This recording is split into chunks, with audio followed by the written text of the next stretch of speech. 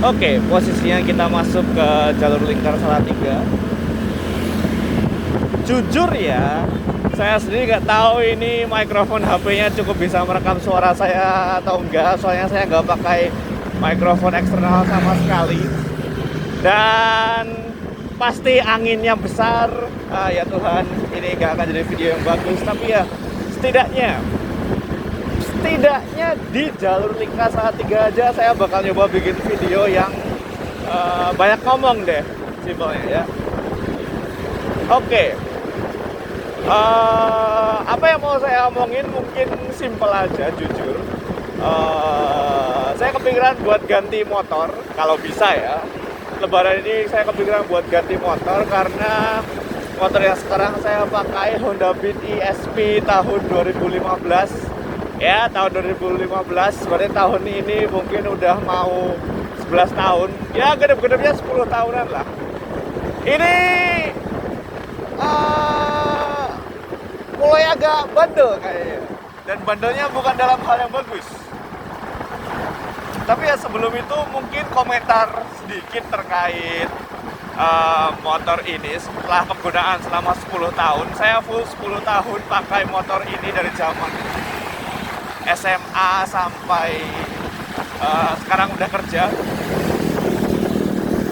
Jujur motor yang bagus, desain simple, nggak terlalu tajam-tajam kayak sekarang. Pas ada di tengah-tengah dari Beat Karbu sama Beat yang paling baru sekarang mungkin. Jadi ya design wise cukup sesuai dengan selera saya. Mesinnya sih ya kayak biasa ya, Honda kecil, tidak sebesar itu. 109,5 cc kalau tidak salah. Kalau dibilang cukup bertenaga ya buat saya sih cukup-cukup aja ya. Nggak perlu yang gede-gede banget karena saya sendiri nggak terlalu mahir naik motor. Not so fun fact, saya belum bisa naik motor kopling. Jadi ya secara tenaga cukup untuk bepergian sehari-hari. Tapi ya kalau untuk dipakai jarak jauh mungkin bakal agak kurang. Karena ya mau gimana, motor ini dipakai dibuat buat pemakaian dalam kota.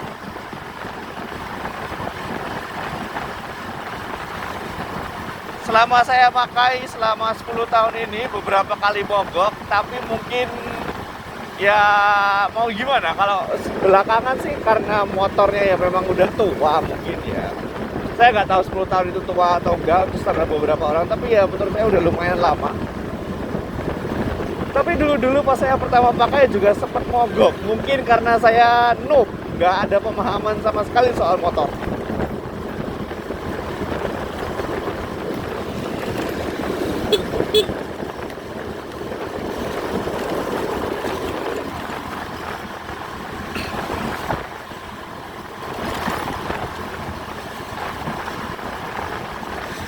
So ya, bagi saya yang sudah pakai lama cukup bagus.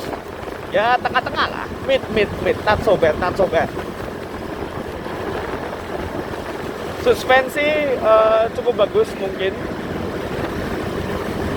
Terus gas, tarikan lumayan. Dan meskipun ini kecil, tenaganya mungkin cukup lah kalau dipakai untuk menanjak. Karena kebetulan saya sekarang domisili di Semarang dan jalannya naik turun, tanjakan Gombel. Masih cukup kuat, apalagi kalau cuma dipakai sendiri. Cuma belakangan saya punya masalah di overheat, kelebihan panas ya.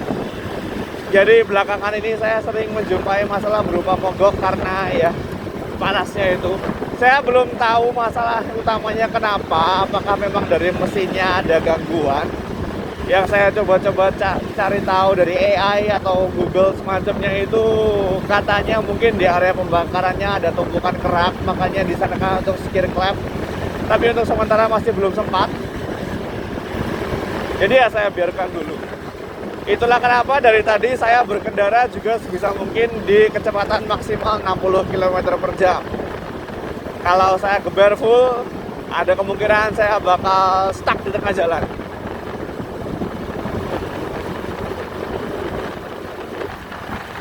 gunung, mantap. Ada. Kendala lainnya jelas karena motornya sudah lumayan lama. Ketika bertemu tanjakan dia nggak bisa mempertahankan kecepatan. Kalau untuk jalan-jalan lurus sendiri sih ya 60 ke atas masih sanggup lah ya kalau berani. Cuma kalau udah ketemu tanjakan, apalagi yang lumayan curam atau mungkin agak panjang, dia gampang banget drop. Jadi kecepatannya mungkin bisa turun kalau cukup curam dan tanpa momentum yang bagus. Mungkin kecepatannya dari 50 itu bisa dari 60 itu bisa drop ke 40 atau 30 langsung. Apakah itu normal? Saya juga kurang paham, tapi ya cukup mengganggu. Secara pribadi bagi saya yang suka bepergian dan ke area gunung, kebetulan saya suka jalan-jalannya, itu cukup mengganggu. Tapi ya saya nggak bisa berkomentar banyak sekali lagi karena memang motornya bukan buat itu tujuannya.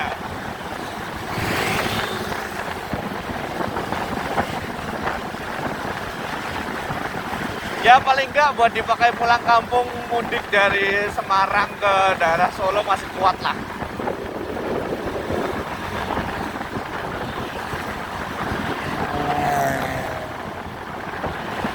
Oh iya, untuk masalah modifikasi, saya belum pernah modifikasi sama sekali.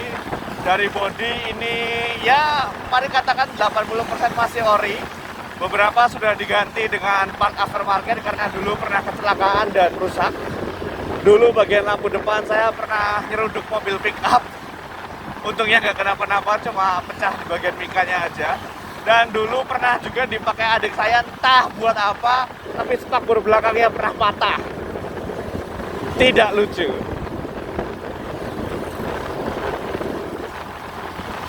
Lalu untuk belakangan ini beberapa part yang saya tambahkan, mungkin untuk persiapan, bukan buat persiapan mudik juga ya, tapi karena ya kepikiran aja, pengen aja tuh. Yang paling pertama jelas adalah ini phone holder, karena saya sering jalan jauh dan kalau ngelihat maps agak susah kalau nggak ada ini. Ini saya udah ganti ketiga kali, entah kenapa saya suka banget gonta-ganti model. Terus untuk tambahan lainnya adalah footstep bagian bawah, step, nggak tahu ini kelihatan atau enggak. Karena ya setelah saya pikir lagi kayaknya emang enak juga kalau bisa motoran sambil selonjor. Dan ya untuk mudik kali ini cukup membantu karena saya naruh baju-baju dengan tote bag di area dek depan. Jadi kaki saya masih ada tempat untuk bertengger. Nah, bertengger kayak ayam. Dan tambahan lainnya mungkin kalau kelihatan ya, saya nggak tahu. Itu di bagian gas saya kasih headrest. Cukup gimana ya, untuk headrestnya jujur agak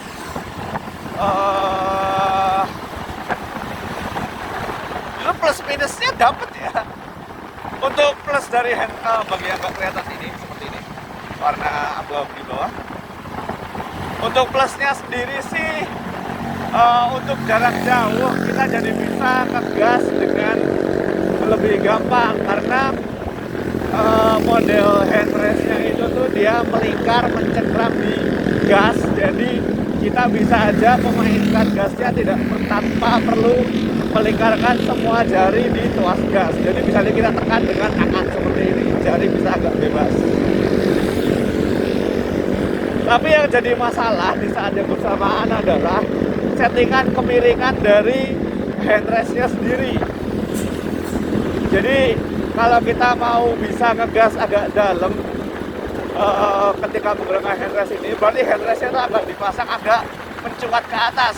Itu ketika posisi gas tidak kita tarik sangat tidak nyaman, dan itu juga berpengaruh di rem karena biasanya kan kalau kita ngerem tuh tangan juga Tuhan rame. Biasanya kan kalau kita ngerem tuh telapak tangan kan juga menekan ke gagang kemudi ya. Ini karena ada ini nggak bisa, jadi tumpuannya paling cuma di di ruas jari antara jempol dan telunjuk, dan itu sama sekali gak enak, apalagi kalau mau rem mendadak.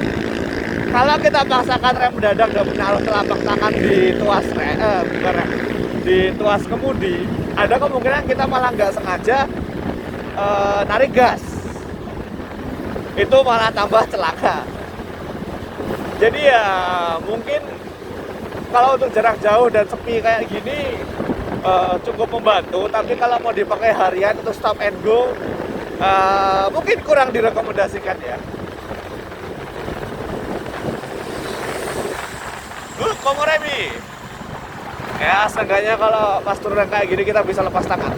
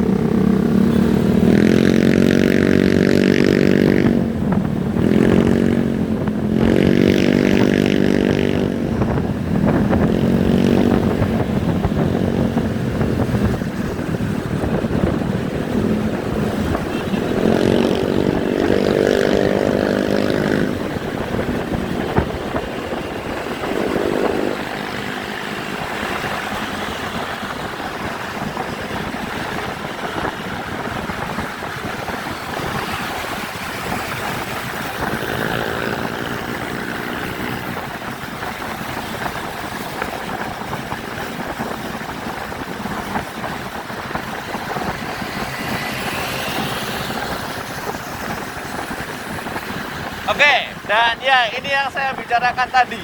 Jadi posisinya dia agak mencuat ke atas, jadi mungkin tangan kita agak terganggu.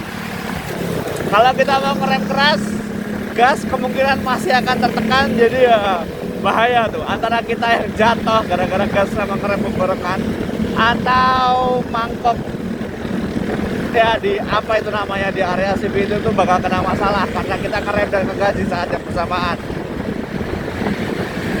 Jadi ya kalau pas ramai, macet, sangat-sangat ada anjing di dek. Wih, gila juga ya. Oke, saya teralihkan. Tapi ya mungkin kayak gitu aja komentar yang bisa saya kasih. Jujur agak sayang motor ini kalau saya jadi beli motor ya. Kalau saya beli jadi ganti motor ya, jujur agak sayang karena sudah saya pakai selama 10 tahunan. Tapi ya demi membantu, demi mendukung kehidupan sehari-hari agak terpaksa. Bukan terpaksa sih ya, mungkin karena ada duit ya kebetulan.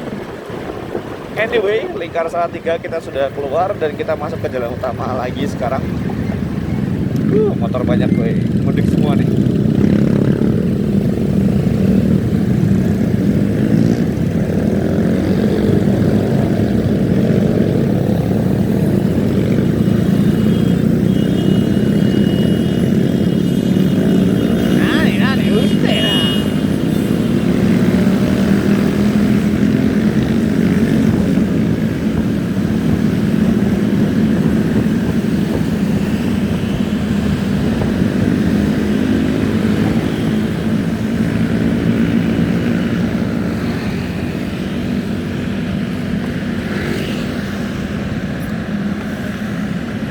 kita rehat sebentar.